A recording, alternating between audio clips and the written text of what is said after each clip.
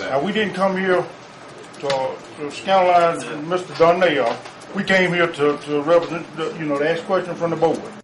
And that's just what a number of residents from the Zion community did on this first meeting of the month with the Kemper County Board of Supervisors. The group's number one concern at hand involves 2 wooden bridges in the community. For more than 20 years, residents say they've been asking for the 70-plus-year-old bridges to be replaced. And this is what bothers us.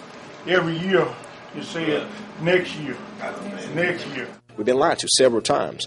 We had a letter last year stated that the road work would be constructed on this road the 1st of 2008, 1st of the spring, or early summer of 2008. Here we are now going into early fall, and nothing has been done. When it comes to these wooden bridges, the residents say their biggest concern is safety, especially with school buses going across them each day. Now, according to Parks, who says he works for a local car dealership, he says a school bus that is empty weighs about 9,000 pounds. However, as you can see from this sign, the weight limit for this bridge is just 6,000.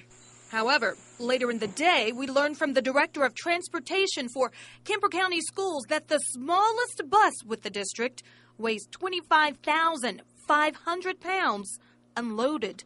Meanwhile, board members say needed changes have been made and the bridges should be replaced soon. Now, it's always been a right-of-way problem and an easement problem about making sure they got all the right-of-way.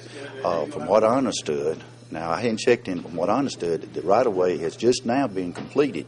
As far as that letter I read in there a while ago, that document, the state aid, says that the right-of-way has been completed, everything, the utilities have been signed, so now, today, it's ready to go. And that hadn't been done in the past.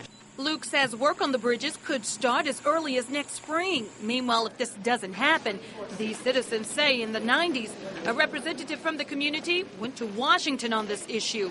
And if needed, someone will go again. So either Kemper County step up and do what they need to do and get the federal funds in and have this bridge replaced, or we're just going to go to the next step.